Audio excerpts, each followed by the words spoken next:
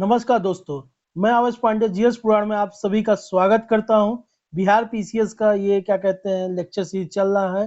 Bihar special तथ्यसार घटना चक्र से हम पढ़ा रहे हैं। आज 15 नवंबर है और आज ही जो है जो लेक्चर आज मैं रिकॉर्ड कर रहा हूँ 15 नवंबर को, मैं भी आपको 16 नवंबर को मिले। आज जो है यूपी पीसीएस का डेट आया है, 22 दिसंबर को यूपी पीसीएस का पेपर होना है। तो हम डेली यूपी का करंट अफेयर यूपी स्पेशल भी लेके आएंगे, ठीक है। तो कल से एक दो दिन में भी यूपी का जो करंट अफेयर और नेशनल करंट अफेयर कम से कम 1 से 1,500 क्वेश्चन करंट अफेयर के एमसीक्यू प्रैक्टिस कराएंगे, तो आप उसको भी देखिएगा। और आपको सिर्फ 2 काम करना है, इस चैनल को सब्सक्राइब करना है। सबसे पहले सब्सक्राइब कर लीजिए, पहला काम आपका हो गया, ठीक है। तो दूसरा काम करिएगा, डिस्क्रिप्शन में जाकर टेलीग्राम के लिंक को ज्वाइन कीजिएगा। सिर्फ ये 2 काम, ठीक है, ये 2 काम कर लीजिए आप। बस मुझे आपका इतना ही सहयोग चाहिए। और पूरे क्या कहते हैं पूरे वीडियो को अंत तक देखिएगा। अपने फेलो स्टूडेंट्स जो आपकी तैयारी कर रहे हैं आपके साथ, उनको जरूर शेयर कीजिएगा अगर ये अच्छा लगे तो, ठीक है। महावीर, आज यहाँ से आगे पढ़ेंगे जहाँ कल हमने छोड़ा था। भगवान महावीर का देखेंगे। जन्म इनका हुआ था 599 ईसा पूर्व में वैशाली के निकट कुंडा ग्राम में ज्ञात्रिक कुल में। मृत्यु इनकी 527 ईसा पूर्व में पावापुरी में हुई थी। पिता का नाम सिद्धार्थ था, माता का नाम त्रिशला था। यह लिच्छवी राजकुमारी, त्रिशला इनके लिच्छवी राजकुमारी थी। पत्नी का नाम यशोदा था। पुत्री का नाम प्रियदर्शना था और जमाता यानी इनके दामाद का नाम जमाली था, ठीक है। इनकी बेटी का नाम क्या था? प्रियदर्शना। 30 वर्ष में गृह त्याग कर दिए थे। 42 वर्ष की उम्र में कैवल्य यानी सर्वोच्च ज्ञान प्राप्त हो गया, जो कि इनको 12 वर्ष इनको तपस्या करनी पड़ी, ठीक है। ज्ञान प्राप्ति जृंभिक ग्राम के निकट ऋचुपालिका नदी, ठीक है। जृंभिक गांव के निकट ऋचुपालिका नदी के किनारे साल वृक्ष के नीचे।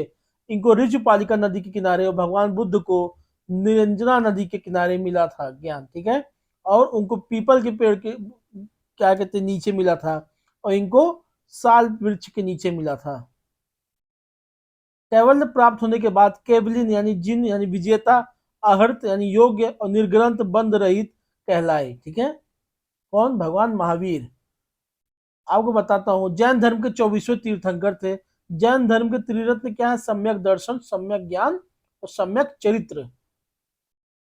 पंच महाव्रत सत्य, अहिंसा, अपारगृह, अस्तेय और ब्रह्मचर्य की बात की जाती है।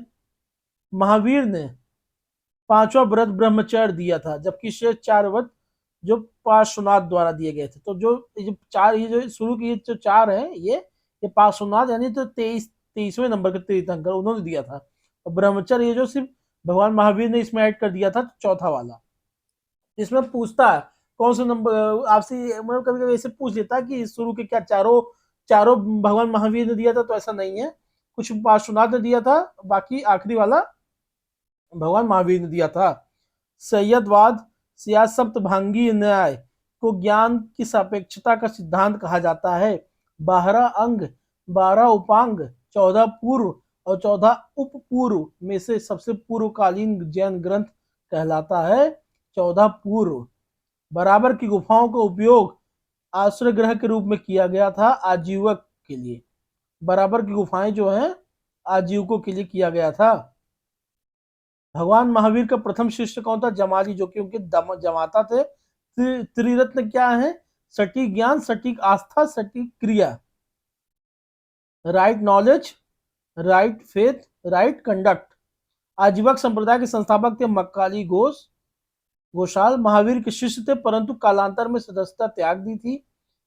पहले मतलब उनके सदस्य थे, बाद में ज्ञान थे, बाद में बोले नहीं भगवान महावीर से कुछ जो इनका विचार का वो हो गया, मत विभेद हुआ, तो इन्होंने अपने एक अलग राह अपना ली मक्कली घोषाल ने। बाद में उसको आजीवक संप्रदाय बन गया, ठीक है। किन जैन तीर्थंकर का उल्लेख ऋग्वेद में मिलता है? तो ऋषभदेव जो सबसे पहले थे, और अरिष्टनेमी जो 22वें नंबर के थे। इन दोनों का याद रखिएगा। कौन से तीर्थंकर का ऋग्वेद में मिलता है? सिर्फ 2 का मिलता है, अरिष्टनेमी और ऋषभदेव का।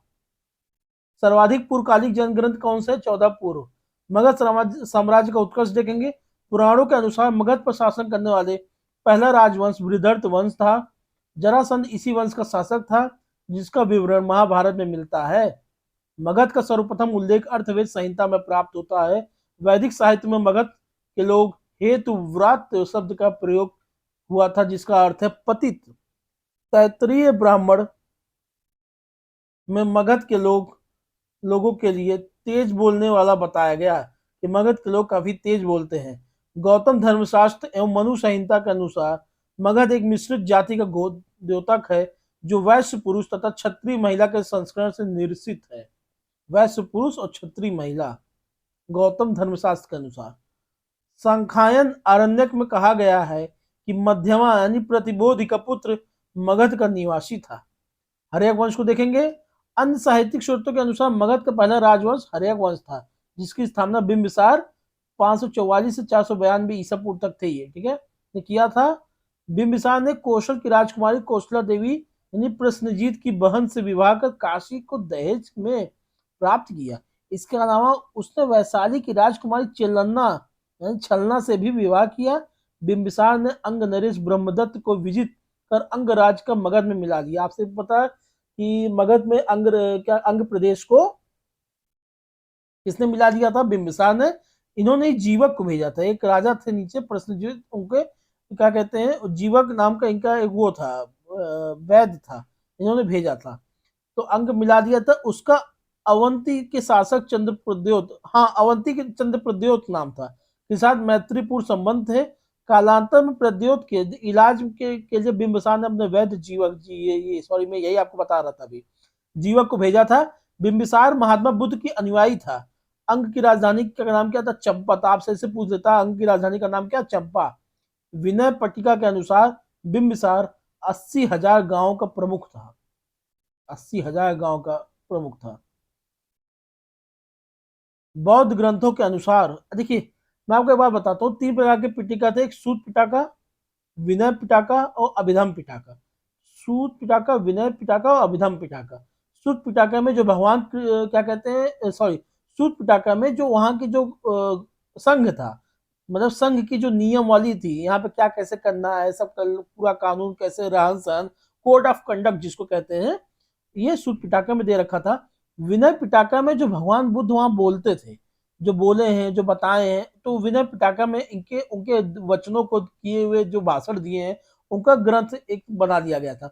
और अभिधम पिटाका ये जो है, इसमें क्या बात है कि ये फिलोसफिकल है, ये बुद्धिज्म की फिलोसफिकल चीज को बताता है। ठीक है, तो बौद्ध ग्रंथों के अनुसार उसके पुत्र अजातशत्रु ने उसकी हत्या कर मगध का शासक बना। अजातशत्रु द्वारा बिंबिसार की हत्या से क्रोधित काशी नरेश प्रश्नजीत ने मगध से काशी वापस ले लिया। कालांतर में दोनों में युद्ध और संधि हो जाती है। अजातशत्रु ने कौशल की राजकुमारी वजीरा से विवाह होता है और उन्हें काशी पुनः प्राप्त हो जाती है। ठीक है, क्योंकि उन्होंने मार दिया था, तो बाद में उन्होंने काशी वापस ले लिया था, फिर उन्होंने काशी को पुनः जीत लिया था।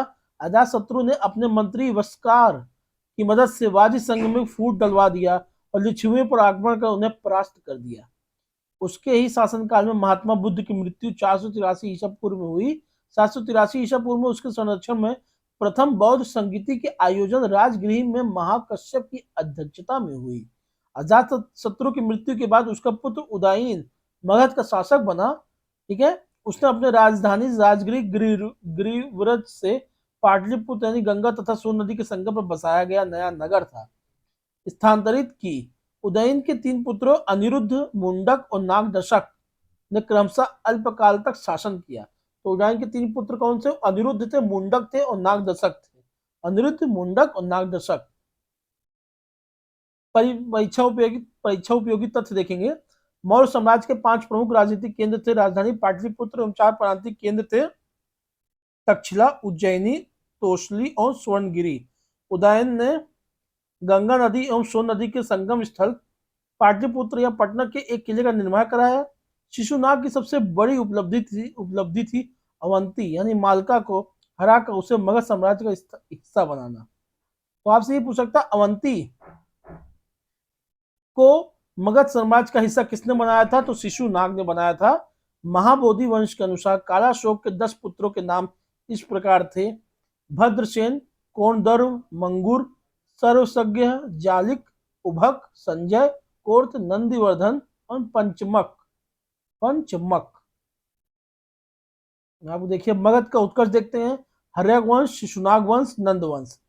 स्थापना बिंबिसार ने करते हैं, स्थापना शिशुनाग करता है, स्थापना महानंदिन करते हैं। अजातशत्रु पिता की हत्या करने वाला प्रथम बहुत संगति कराता है। सूर्य पिटाका, विनय पिटाका इसी के समय लिखा जाता है। उदयन पिता की हत्या कराना, अच्छा, अजातशत्रु अपने बाप को मार के राजा बनता है, फिर इसी इन्हीं को इनका बेटा भी मार के राजा बनता है। कर्मा कहते हैं ना, लॉ ऑफ कर्मा, इनको इन्हीं के जीवन में मिल गया। अपने बाप को मार के राजा बने तो इन्हीं का बेटा फिर इन्हीं को मार के राजा बन गया। जैन धर्म का अनुयायी था कौन? उदयन। राजधानी ने परिवर्तन कर दिया राजगृह से पाटलिपुत्र तक। इनके पुत्र थे अनिरुद्ध, मुंडक, नागदशक। फिर शिशुनाग वंश आता है 412 से 344 ईसा पूर्व। ठीक है, ये जो यहाँ पे लिखा हुआ वही चीज अभी आगे है। शिशुनाग वंश देखते हैं। शिशुनाग वंश हर्यक वंश के अंतिम राजा नागदशक का अमात्य और काशी का राज्यपाल था। जो नागदशक थे इन्हीं का अमात्य यानी इन्हीं का मंत्री था। कौन? शिशुनाग था। शिशुनाग ने अवंती, कौशल और वत्स को विजित कर मगध साम्राज्य का विस्तार किया। उसके पश्चात उसका पुत्र कालाशोक यानी काकवर्ण शासक बना। इसके समय ही वैशाली में द्वितीय बौद्ध संगीति 383 ईसा पूर्व आयोजित हुई, जिसमें स्थावीर और महासंघिका के रूप में बौद्ध धर्म का विभाजन हो गया। नंदीवर्धन या महानंदिन शिशुनाग वंश का अंतिम शासक था। अभी नंद वंश को देखते हैं। महापद्मनंदन ने शिशुनाग वंश का अंत कर नंद वंश की स्थापना किया। पुराणों में उसे सर्वछत्रांतक कहा गया। उसे एक छत्र अथवा एक राठ भी कहा जाता था। उसे शूद्र और दासी पुत्र भी बताया गया। उसे इक्ष्वाकु, पांचाल, कुरु, हय, कलिंग, शूरसेन, मैथिल, अस्मक, वित्तिहोत राज्यों का शासक बताया गया।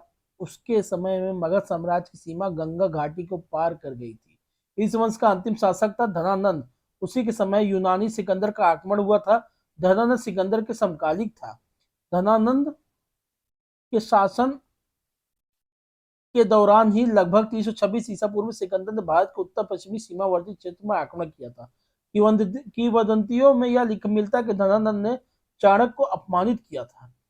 छठी शताब्दी ईसा पूर्व में बिहार का स्थिति क्या? जो महाजनपद का देखते हैं तो 3 महाजनपद आपको पता है। वर्तमान अंग महाजनपद को देखें तो इनकी वर्तमान स्थिति है भागलपुर और मुंगेर जो आज का समय है। प्रमुख नगर उसमें अश्वपुर, भद्रिका थी।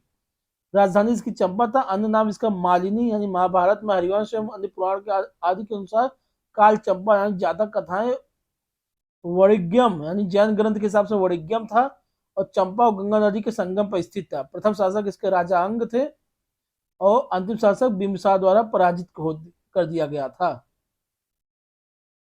मगध साम्राज्य को उधर देखते हैं। ग्रीवराज प्रारंभिक राजधानी थी, बाद में इसके पाटलिपुत्र कर दी गई मगध की राजधानी। अन्य नाम इसके क्या क्या दिया गया है? ग्रीवज, महवग, राजगिरी, बहरदतपुर, मगधपुर, वासुमती, कुशाग्रपुर, अंसारपुरी। रामायण में इसको वासुमती कहा गया। रामायण के अनुसार ये जो इंपॉर्टेंट आप याद कर लीजिएगा। ये पूछ सकता है, क्या क्या पूछ सकता है? महाभारत के अनुसार वासुमती है, मगध को वासुमती कहा गया है। बौद्ध धर्म के अनुसार सारपुरी कहा गया है।